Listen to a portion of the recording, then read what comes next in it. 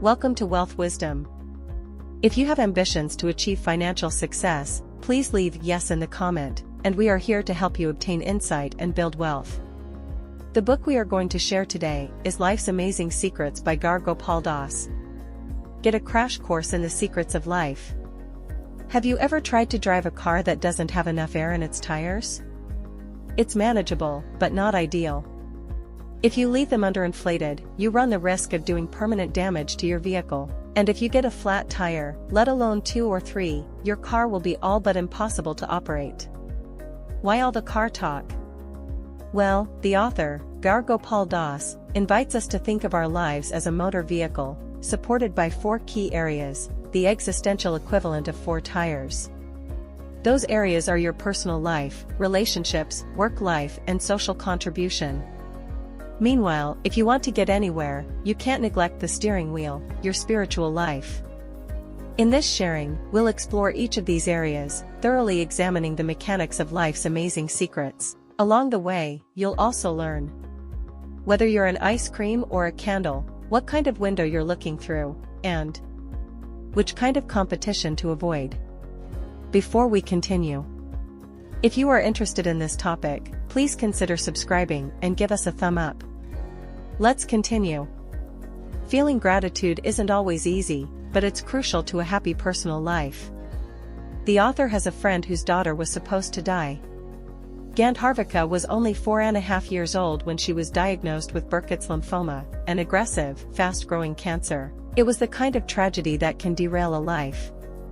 But despite having more than a sufficient reason to despair, her mother and father never lost sight of life's gifts. Friends and family stepped up to the plate, offering assistance in the form of prayer and cancer treatment payments.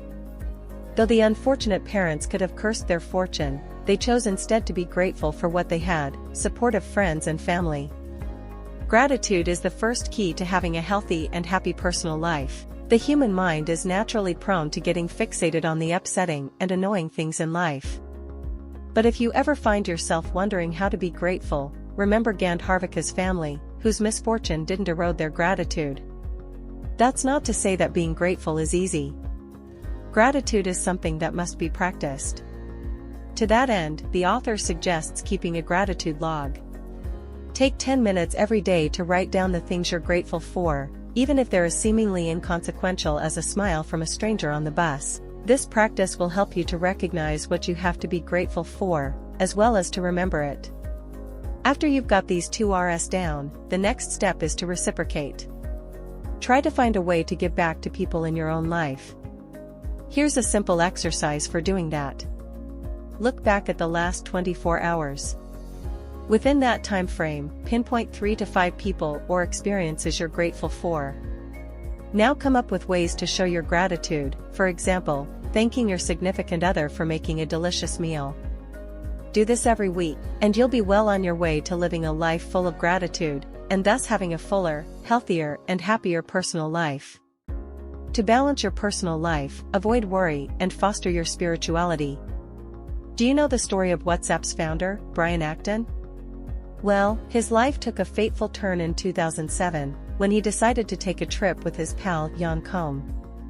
Acton had spent the last 12 years working hard, first for Apple, then for Yahoo.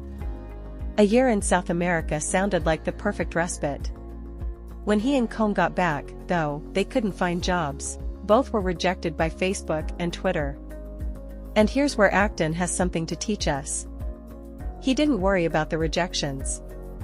He kept his head up, posting upbeat messages on Twitter, such as looking forward to life's next adventure. Less than a decade later, in 2014, he sold WhatsApp to Facebook for a whopping $19 billion. The moral of the story? We shouldn't worry about matters over which we have no control. Acton couldn't control the hiring decisions at Twitter or Facebook. But he could control his response to rejection. And, in the end, his unflappability paid off. The author likes to show people a flowchart. It starts with a question: do I have a problem? If the answer is no, then why worry? If the answer is yes, then there's another question: can I do something about it? If the answer is yes, then why worry? If the answer is no, then why worry? This chart, with all arrows leading to why worry, sums up the spiritual principle of detachment with enlightening clarity. If you can do something about your problem, then you don't really have a problem. If you can't, then you don't have one either, because the matter is out of your hands. Now, this isn't to say that you shouldn't attempt to solve the problems that you do have. But if there's truly nothing to be done, like when Twitter and Facebook rejected Acton's job applications, there's no point in wasting energy worrying. Another key to improving your personal life is to foster your spiritual practice. As the author reminds us, we are spiritual beings. That's not to say he promotes any one God. Instead, he encourages us to connect to our God, that is, the oneness that all gods represent. Finding this connection will help us extend love to others and to ourselves. You can do this by meditating. Das prefers mantra meditation, which entails chanting meaningful or holy words. The author, for instance, repeats the name of God. Meditation has myriad practical benefits, too. For example, it relieves stress and it fills us with a sense of purpose. A robust spiritual life and abstinence from worry should round out your personal life and prepare you to tackle the next area, relationships. To improve the second area of your life, your relationships, you've got to look at yourself. There was once a husband and wife. The wife often made disparaging remarks about the cleanliness of their neighbor's clothes. Every wash day, when the neighbors hung their laundry to dry, the wife would look at it and comment on its dirtiness. One day, the wife looked out the window and was stunned. The clothes were spotless. They must have had someone else clean their clothes, she conjectured. That's when the husband informed her that, early that morning, he'd washed the window. When you look at others, what kind of window are you looking through? Before you can truly master the second key area of life, relationships, you've got to take a look at yourself. The author introduces 5 different types of people, each with their own way of seeing others. Type 1 people see no good in others. Perhaps because of envy or insecurity, such people only see the bad, and they often magnify the negative qualities they perceive. Such people wouldn't even recognize the laundry as spotless after having their windows cleaned. Type 2 people are able to see some good and some bad, however, they focus on the bad. Wonderful things may be happening around them, but they discount them in favor of negative things. Type 3 people are like Type 2, but instead of focusing on the bad, this type is indifferent to both bad and good. They simply do not care. Type 4 people are aware of both good and bad, but they don't focus on the bad. Since it's only human nature to get hung up on life's negative sides, such people have to put in a great deal of work, but this work can save relationships and improve decision-making. Take the CEO of multi-billion-dollar company Hindalco Industries, Aditya Birla, who doesn't simply give in to the urge to reprimand employees. First, he makes a list of an employee's good qualities, which helps him gain perspective and cools his anger. This is a Type 4 approach in action. Finally, there's Type 5. These people are extremely rare. They can't see any bad. If they see even a modicum of good, they latch onto it and magnify it. Such an approach to life is only possible for the most enlightened individuals, and, indeed, for most of us, it wouldn't be practical. We mere mortals should aspire to become Type 4 people. If we can manage that, we'll be well on our way to improving our relationships. Be careful when giving constructive feedback, and learn to practice forgiveness. How can we become a Type 4 person, someone who, though conscious of both bad and good, chooses to focus on the good in people and treat them with kindness and respect? Well, the first step is to be aware of how we speak to others, especially when it comes to giving critical feedback. You know that saying, sticks and stones can break my bones, but words will never hurt me? No nugget of received wisdom has ever been less true. Words are weapons, capable of inflicting emotional wounds that can take years to heal. So before you say something critical, you should make sure that it's appropriate by asking yourself 4 questions. The first question is, am I the right person to give corrective feedback? If the person you're about to criticize is a stranger or someone you don't know that well, then it's probably best to hold your tongue. If it's a family member or close friend, however, you may proceed to question 2, which is, do I have the right motive to give corrective feedback? Far too often, we criticize others, not because we have their best interests at heart, but because we're upset with them or bear them some kind of grudge. Don't use criticism as a form of retribution. If you're sure that you're not doing this, then ask yourself, do I know the right way to give corrective feedback? Remember, it's not what you say, it's how you say it. Criticizing others is a delicate matter. Don't scowl and shout. Make sure your facial expression, vocal tone and gestures are gentle and kind when giving feedback. Lastly, ask yourself, is it the right time? For instance, if your spouse has just spent hours preparing dinner, now might be the wrong time to say the food is horribly underseasoned. Bring the matter up later and have a constructive conversation, rather than hurting your partner's feelings. Another key aspect to relationships is forgiveness. One way to improve your ability to forgive is to separate the person from the problem. Rather than thinking it is my problem, which can cause long-lasting feelings of guilt, or it is your problem, which can cause us to become unduly angry with others, think it is the problem. This separation of problem from person will help you approach the issue constructively and avoid casting blame, which, in turn, will enable you to extend forgiveness. Competition is a natural part of the workplace, but you should foster healthy competition and avoid unhealthy competition. Now that you've gotten your personal life and your relationships in order, it's time to focus on the next area of life, work. As you surely know, the workplace can be competitive. Competition isn't a bad thing. But if you want a happy work life, it's important to differentiate between healthy competition and unhealthy competition. Let's start with an extreme example of the latter. The author has a friend named Jae-min, who used to work as a photographer for a globally recognized magazine. Talented and trusted, Jae-min had been given a great deal of freedom by the magazine's HR director. He could organize his schedule as he pleased. The stylist on Jae-min's team, however, was envious of this privilege and also coveted Jae-min's position. So she attempted to sabotage his work, surreptitiously deleting his photo backups. He caught her in the act the 5th time she did it. Here's the twist. The HR manager was also envious of Jae-min. Consequently, when Jae-min reported the stylist's actions, the manager didn't intervene.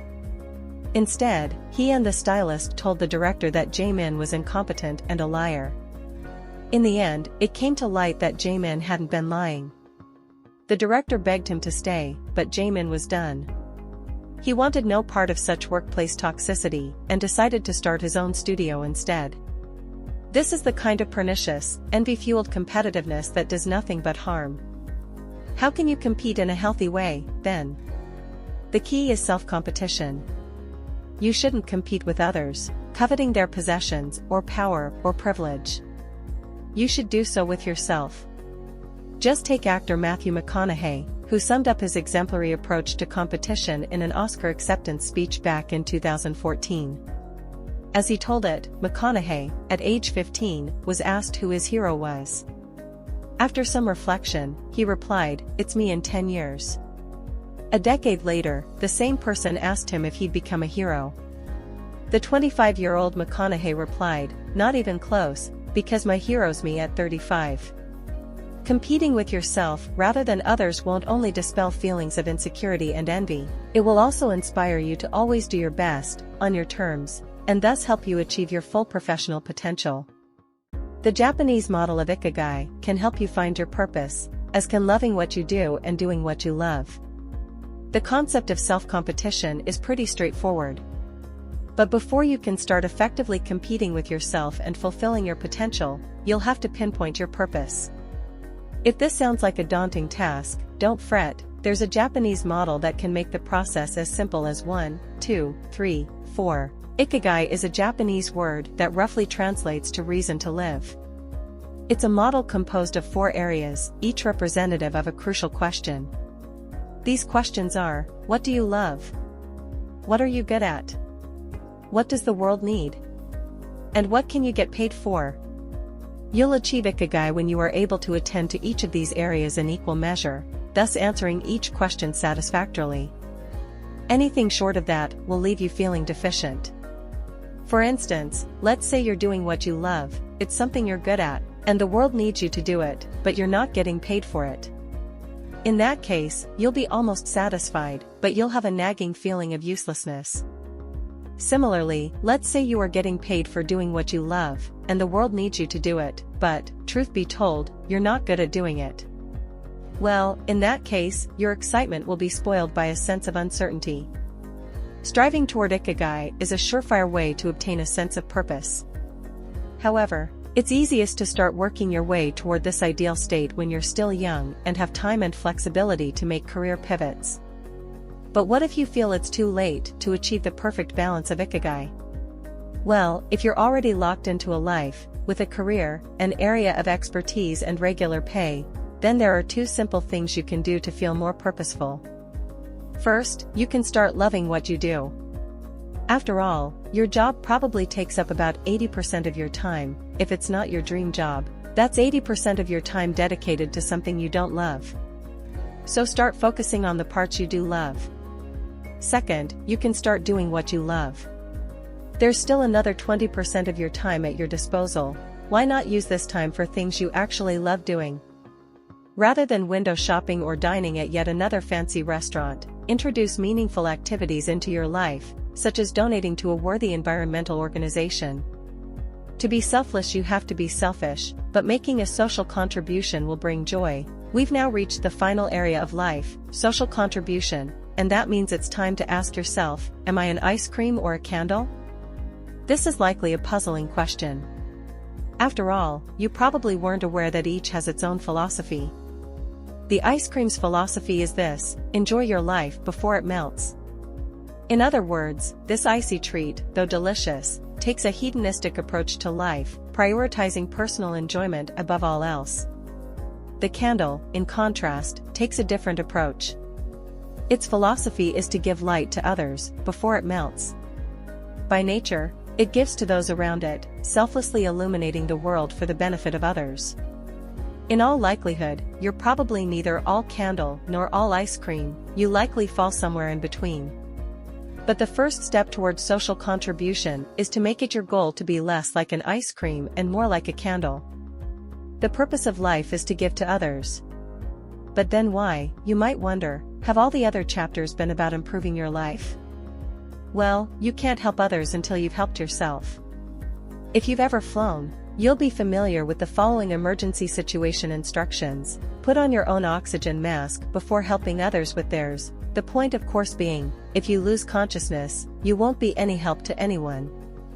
All that's to say, you have to be selfishly selfless. You can't simply give, without considering yourself.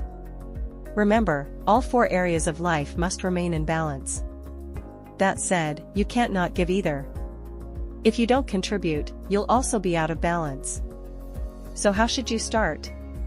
It's best to begin with family. Many people make contributions outside the home, donating to charity, for example, or volunteering, but they don't serve those closest to them.